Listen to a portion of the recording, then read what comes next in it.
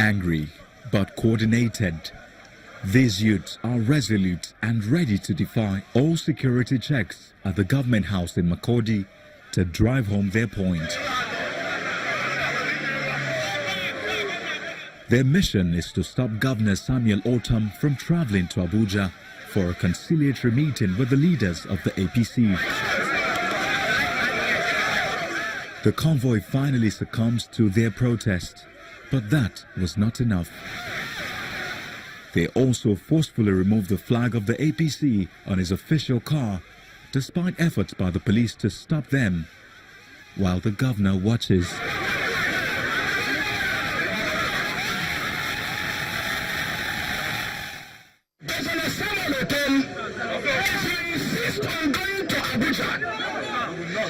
Security tear gas us. I will leave this place scattered. And you go to Abuja.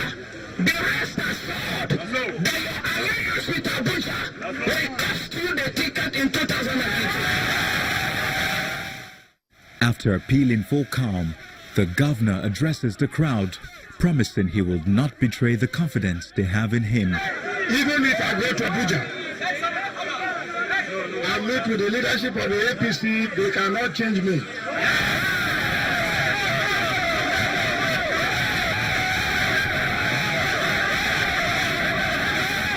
I want to appeal to you to allow me to go to Abuja.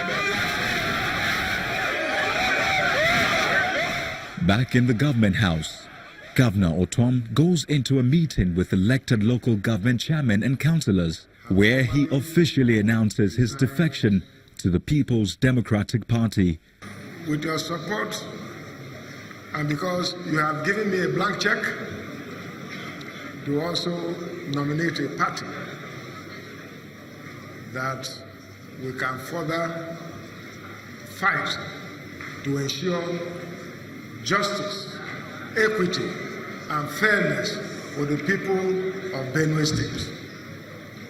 And let me formally announce to you that I'm now going to join the People's Democratic Party.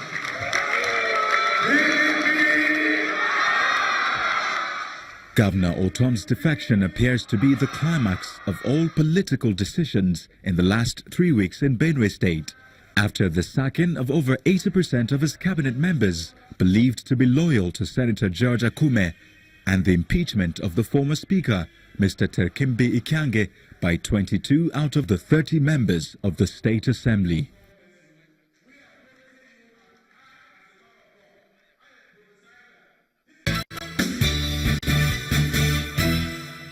So that happens to be the latest in this series of defections. Let's move now to Abuja and get some more perspective on the matter. Ajuri. Thank you so much, Chamberlain, and welcome back to our Abuja studio. Standing by with me to discuss Governor Ortom's defection and the gale of defections that have hit the National Assembly in recent days is an honorable member, Honorable Razak Atunwa, who is also the chairman of the House Committee on Justice from Kwara State. You're very welcome to the program this morning. Thank you very much for having me. Well, let's just get your first take on the defections that occurred over the last 48 hours. What is your assessment, and what does it mean for both parties involved, both the APC and, of course, the PDP, which received predominant kind of members of the defecting group? Yes, let me say from the outset that at the heart of the movement, the defection, is a battle for a better Nigeria. And you cannot have a better Nigeria if there is a failure of government and a threat to our democracy. And there is a threat to our democracy because this government has shown a proclivity for impunity. It has disregarded court orders. It ignores the legislature. It abuses its powers. Yet it cannot provide security of life and property. And yet it cannot improve the social standing of Nigerians. And the economy is dwindling. And people's standard of life is nothing to write home about. So And these are the things that we've been saying for a long time that this government needs to pay attention to. It ignores that. Yet what it decided to do is to victimize and criminalize those of us who were in the party agitating for a better Nigeria, because it believes that there is no such a thing as a better Nigeria. There's only such a thing as a better administration for themselves. So it's a selfish interest that they're pursuing. But we wouldn't stand for that, and we speak out for it. So eventually, having had the long and hard battle up for a better party, a better Nigeria, and they wouldn't listen, we decided that the best thing for us is to seek an alternative platform where we can pursue the dreams of a better Nigeria. That's at the heart of it.